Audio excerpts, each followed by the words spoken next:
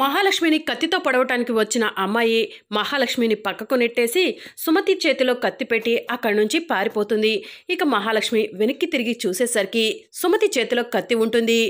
ఇక మహాలక్ష్మి కోపంగా సుమతి దగ్గరకు వచ్చి, నీ చేతిలో కత్తి ఉందేంటి అంటే, నేను నిద్రపోతున్న టైంలో నన్ను చంపాలని చూసింది నువ్వే అనమాట అని మహాలక్ష్మి సుమతిని నిలదీస్తూ ఉంటుంది. నాకు తెలీదు మహాలక్ష్మి, నీ గొంతు వినే లేచాను అని సుమతి చెప్తూ ఉంటుంది. ఆపు, అవన్నీ నాకు తెలీదు, రా నాతో అని సుమతిని మహాలక్ష్మి లాక్కొని హాల్లోకి వస్తుంది. జన, అర్చన, గిరి, రామ్ అందరూ కూడా రండి అని మహాలక్ష్మి పిలవటంతో అందరూ కూడా బయటికి వస్తారు. సుమతి చేతిలో కత్తి చూసి, ఏంటి మహా, ఆవిడ చేతిలో ఆ కత్తేంటి అని జనార్దన్ అడుగుతూ ఉంటాడు. నేను నిద్రపోతున్న టైంలో ఈ విద్యాదేవి నన్ను కత్తితో పొడిచి చంపాలనుకుంది అని మహాలక్ష్మి చెప్తుంది. ఆ మాట విని కుటుంబ సభ్యులంతా షాక్ అవుతారు. ఏదో నా అదృష్టం బాగుండి మేల్కు వచ్చి చూశాను అని మహాలక్ష్మి చెప్తూ ఉంటుంది. నేను మిమ్మల్ని చంపాలనుకోలేదండి, నా రూమ్లోకి వచ్చి అరుపులు వినిపిస్తూ ఉంటే నేను ఎవరా అని చెప్పి లేచి చూశాను.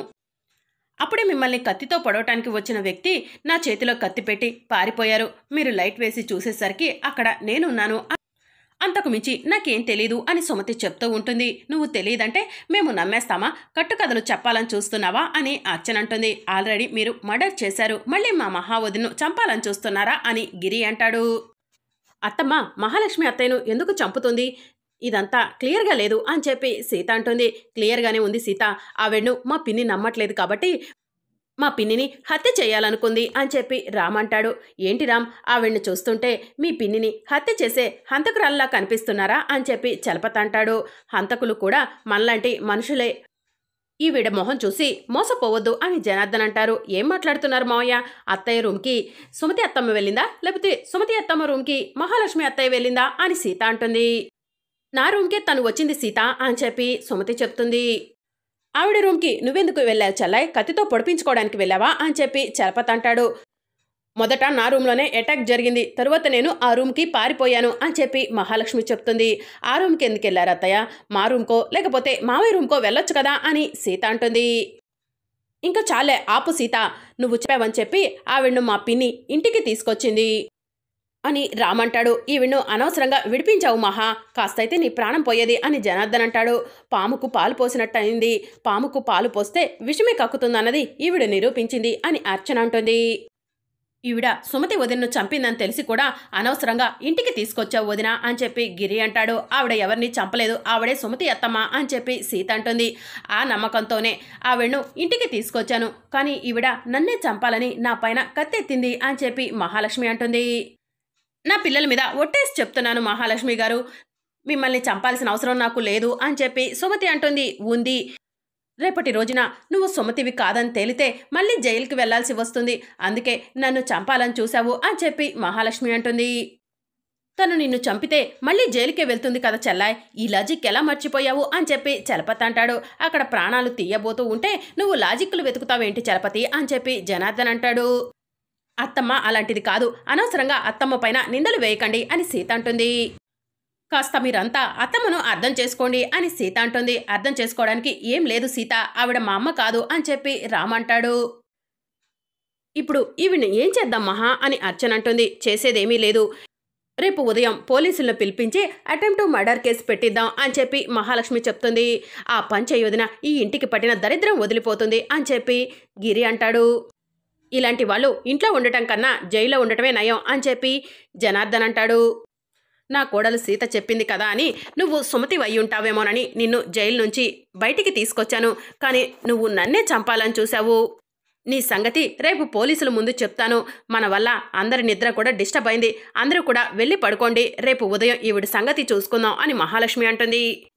ఇక అందరూ కూడా అక్కడి నుంచి వెళ్ళిపోతారు. సీత, రామ్, మహాలక్ష్మి, సుమతి మాత్రమే అక్కడే నుంచుంటారు.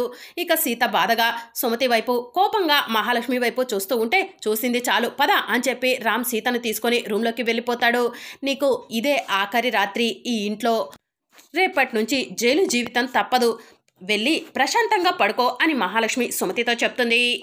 ఇక వెంటనే మహాలక్ష్మి CI త్రిలోక్కి ఫోన్ చేస్తుంది. ఏంటి మేడం, నేను చెప్పిన ప్లాన్ పర్ఫెక్ట్గా అమలైందా అని చెప్పి CI త్రిలోక్ అడుగుతూ ఉంటాడు. మీరు చెప్పింది చెప్పినట్టే జరిగింది, ఆ మాయాలేడి మా ఇంటికి వచ్చింది, డైరెక్ట్గా నా రూమ్లోకి కత్తితో వచ్చి నన్ను అటాక్ చేసినట్టు యాక్ట్ చేసింది.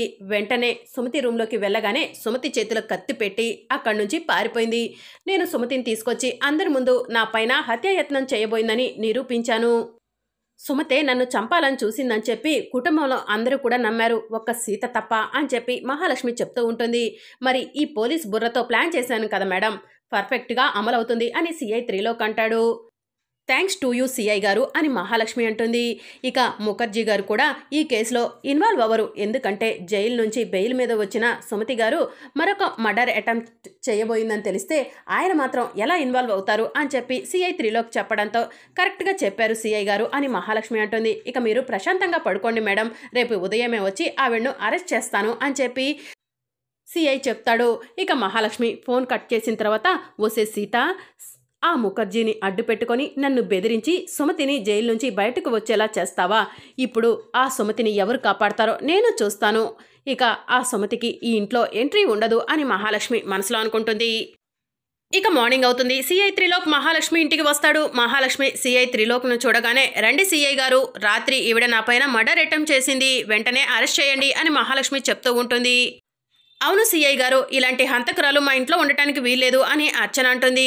ఇలాంటి లేడీ జైల్లో కాదు, బయట కాదు, నరకంలో ఉండాలి, ఈవిడ్ను ఊరి తీయండి సిఐ గారు అని చెప్పి గిరి అంటాడు. ఈవిడ వల్ల మాకు థ్రెఫ్ట్ ఉంది, వెంటనే అరెస్ట్ చేయండి సిఐ గారు అని చెప్పి జనార్దన్ అంటాడు. ఈవిడ మా అమ్మను చంపిన హంతకురాలు, మా పిన్నిని కూడా చంపాలని చూసింది, ఈవిడ్ని మేము ఎప్పటికీ క్షమించము, అరెస్ట్ చేయండి సిఐ గారు అని చెప్పి రామ్ అంటాడు. ఈవిడ రాత్రి నన్ను చంపడానికి ఉపయోగించిన కత్తి ఇదే సిఐ గారు, ఈ కత్తిని ఈవిడ్ను ఈరోజు కోర్టులో సబ్మిట్ చేసి ఈవిడకు శిక్ష పడేలా చేయండి అని చెప్పి మహాలక్ష్మి చెప్తుంది. ఇక సిఐ త్రిలోక్ తన దగ్గర ఉన్న కర్చీఫ్ తీసుకొని ఆ కత్తిని కర్చీఫ్తో పట్టుకుంటాడు. ఏవమ్మా విద్యాదేవి, ఆల్రెడీ నీ అకౌంట్లో ఒక మర్డర్ కేసు ఉంది, మరొక మర్డర్ చేయాలనుకున్నావా? చూస్తే దేవతలా ఉన్నావు, చేసేవన్నీ దెయ్య పనులు. నువ్వు ఈ మర్డర్ చేయాలనుకున్నందుకు నీ బెయిల్ రద్దయింది. కానిస్టేబుల్స్, ఈవిడ్ను వెంటనే అరెస్ట్ చేసి జీప్ ఎక్కించండి అని సిఐ త్రిలోక్ చెప్తాడు. ఇక లేడీ కానిస్టేబుల్ వచ్చి సుమతిని అరెస్ట్ చేయబోతూ ఉంటుంది. ఆగండి సిఐ గారు అని చెప్పి సీత అంటుంది. ఏంటి సీత, ఇంకా ఆవిడను ఎలా కాపాడాలా అని ఎదురు చూస్తున్నావా అని చెప్పి రామ్ అంటాడు. సీత, ఆవిడ చేతిలో కత్తి రాత్రి చూసావు కదా అని మహాలక్ష్మి అంటుంది. ఆ కత్తి ఆవిడది కాదు అని సీత చెప్తుంది. అంటే ఆవిడకు కత్తి నువ్వే ఇచ్చి మహావదన్ను మర్డర్ చేయమని ప్రోత్సహించావా సీత అని గిరి అర్చన అంటూ ఉంటారు. సీత, నీకు మహా ఇచ్చిన మాటే ఎక్కువ అనుకుంటే ఆవిడను జైలు నుంచి బయటికి తీసుకురావటం ఇంకా ఎక్కువ. ఇప్పుడు నువ్వు ఆవిడను అరెస్ట్ అవ్వకుండా చూడొద్దు అని చెప్పి జనార్దన్ అంటాడు. అది కాదు మావయ్య, ఆవిడ హత్యాయత్నం చేయటానికి ప్రయత్నించలేదు అని చెప్పి సీత చెప్తుంది. ఆవిడ నన్ను హత్య చేయబోయిందని నా దగ్గర ఆధారాలు ఉన్నాయి, నీ దగ్గర ఏమైనా ఆధారాలు ఉన్నాయా సీత అని మహాలక్ష్మి అడుగుతూ ఉంటుంది. మీరు అక్కడికే వస్తారని నాకు తెలుసు అత్తయ్య, అందుకే ఆధారాలతో సహా అత్తమ్మ ఏ తప్పు చేయలేదని నిరూపిస్తాను అని సీత అంటుంది. ఒక్క నిమిషం ఉండండి అని సీత తన రూమ్ వైపు వెళ్తూ ఉంటుంది. సీత, ఎక్కడికి వెళ్తున్నావు అని రామ్ అడుగుతూ ఉంటాడు. ఆధారాలను తీసుకురావడానికి వెళ్తుందేమో అల్లుడు అని చెప్పి చలపత్ అంటాడు. ఇక మహాలక్ష్మి ఏం ఆధారాలు సీత తీసుకొస్తుందా అని టెన్షన్ పడుతూ ఉంటుంది. ఇక అప్పుడే సీత ఒక మూటను తీసుకొని ఆ మూట లాక్కుంటూ రామ్ వాళ్ళ దగ్గరకు వస్తుంది. సీత, ఈ మూటలో ఏముంది అని రామ్ అడుగుతూ ఉంటాడు. ఆగు మామ చూపిస్తాను అని చెప్పి సీత మూటను ఓపెన్ చేసి చూపిస్తూ ఉంటుంది. ఇక దానిలో ఒక అమ్మాయి మూతికి ప్లాస్టర్లు వేసి చేతికి కట్లు కట్టి కనిపిస్తూ ఉంటుంది. ఎవరు సీత ఈ అమ్మాయి అని చెప్పి రామ్ అడుగుతూ ఉంటాడు. ఎవరేంటి మామ, రాత్రి మహాలక్ష్మి అత్తయ్యను హత్య చేయడానికి వచ్చిన కిలాడి లేడీ ఈ అమ్మాయే అని చెప్పి సీత అంటుంది. ఇక సీత ఆ కిలాడి లేడీని చూపించడంతో మహాలక్ష్మి సిఐ త్రిలోక్ ఇద్దరు కూడా టెన్షన్ పడుతూ ఉంటారు.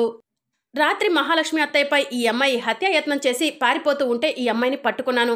అప్పుడే ఈ అమ్మాయితో నిజం చెప్పిద్దామనుకున్నాను, కానీ మహాలక్ష్మి అత్తయ్య పోలీసులను పిలిపిస్తాంది కదా, పోలీసుల ముందే నిజం నిరూపించాలని చెప్పి ఇప్పటి వరకు ఈ విషయం చెప్పలేదు మామ, ఇప్పుడే ఈ అమ్మాయితో నిజం బయట పెట్టిస్తాను అని చెప్పి సీత ఆ అమ్మాయి మూతికి ఉన్న ప్లాస్టర్ తీసేసి, చెప్పవే, నువ్వు ఎందుకు వచ్చావు రాత్రి, నిజం చెప్పు, మా మహాలక్ష్మి అత్తయ్యను ఎందుకు చంపాలని చూసావు అని చెప్పి చెంపలు బాదుతూ ఉంటుంది.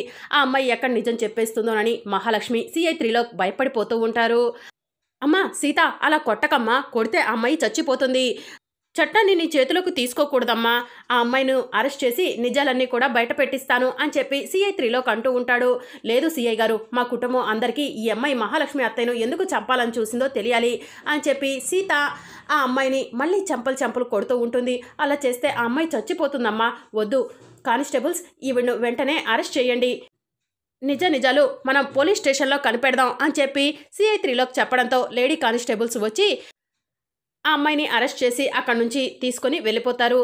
చూసారా మామ, అత్తమ్మ ఏ తప్పు చేయలేదంటే ఎవరు కూడా నమ్మకుండా అత్తమ్మే మహాలక్ష్మి అత్తయ్యను చంపాలని చూసిందని చెప్పి ఇన్ని మాటలన్నారు అని చెప్పి సీత అంటుంది. ఇక ఆ మాటతో అందరూ కూడా తలదించుకుంటారు. మరి అప్కమింగ్ ఎపిసోడ్లో ఏం జరగబోతుందో తెలుసుకోవాలనుకుంటున్నారా? అయితే ఛానల్ను సబ్స్క్రైబ్ చేసుకొని సపోర్ట్ చేయడం మర్చిపోకండి. Thank you for watching.